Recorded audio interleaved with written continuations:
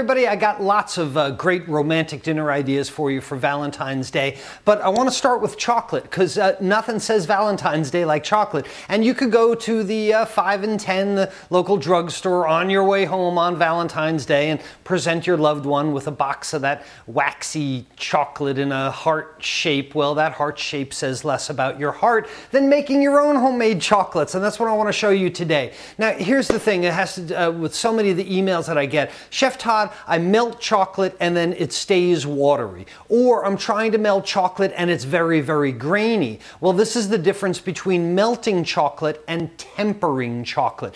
Tempering chocolate is a very specific thing where you melt chocolate to 110 degrees Fahrenheit, the specific temperature. The reason, and without me going into a whole science class, is that chocolate is very complex. The molecular structure, the chemical structure of chocolate, very complex. So if you melt it, you're going to break this crystalline structure if it's too high a temperature. It then needs to be cooled and return to that crystalline structure so it's hard at room temperature, right? You want to melt chocolate, you want to dip pretzels in it, you want to dip marshmallows in it, you want to form it or make candy bars, but you want it to crack afterward like chocolate does. You don't want it to be runny or watery. I'm going to show you how to temper chocolate today. And the whole thing behind tempering chocolate, melting it to 110 degrees and then using a third of the quantity of chocolate that you've melted as seed chocolate. Now, what I mean by seed chocolate is when the chocolate is melted at 110 and then this room temperature chocolate is introduced, the melted chocolate takes on the chemical characteristics of the room temperature chocolate. It gives it something to aspire to, a brother to be just like. But what it does is take on, assume that crystalline structure so that the chocolate can again be hard at room temperature. The first step in tempering chocolate is creating a double boiler, a pan of water with slowly simmering liquid. This is too heavy. This is too high a boil right now, but I'm going to lower the temperature and let that calm down a little bit. A double boiler with a small saucepan and a bowl much bigger than the saucepan that it's in. The reason for the bowl much bigger is because we don't want this steam to come out and fold over the bowl in the chocolate. Hot water, any kind of moisture will seize chocolate. So a double boiler correctly done, small saucepan, bowl much bigger than it. Then any quantity of chocolate. This happens to be 3 ounces of chocolate. Any quantity will work for you.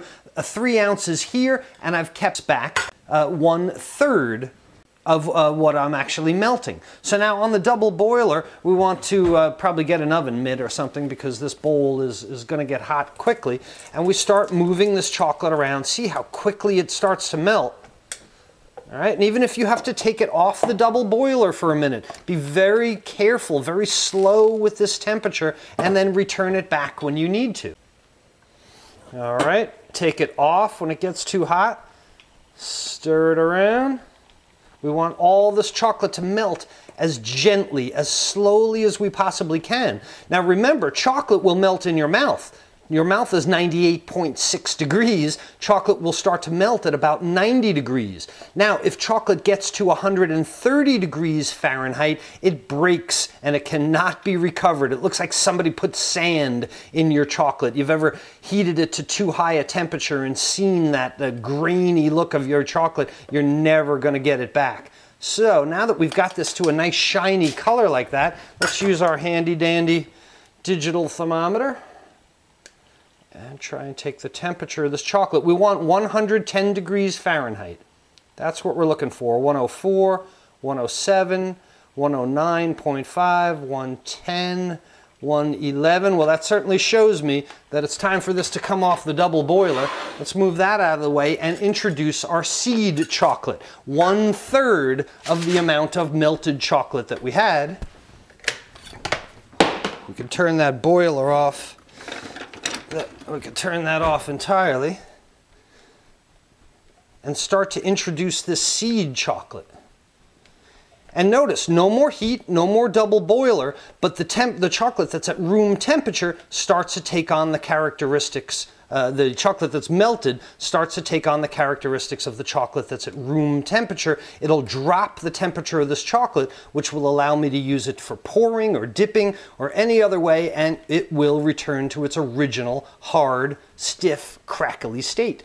And once all that seed chocolate is then melted, you have something that's pourable, not ploppable. If it's still plopping, you've got some more seed chocolate to put in there. If it's pourable, if it's nice and shiny like this is tempered chocolate, chocolate that is tempered well, and it's one that's gonna come back to that nice hard crunchy state. Now, what do you do with this? Well, how about some pretzel sticks?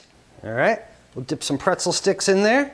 And actually, you know how I know that my chocolate is tempered correctly? Here's my thermometer, and the chocolate's already hard on the thermometer. That way I know it's not, and you can do this with a toothpick as well. So how about some almonds? You can lay some almonds on a pan and pour some chocolate over that.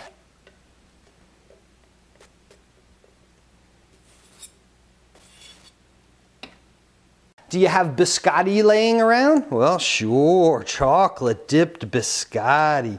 Ooh, look at that. Temper your own chocolate.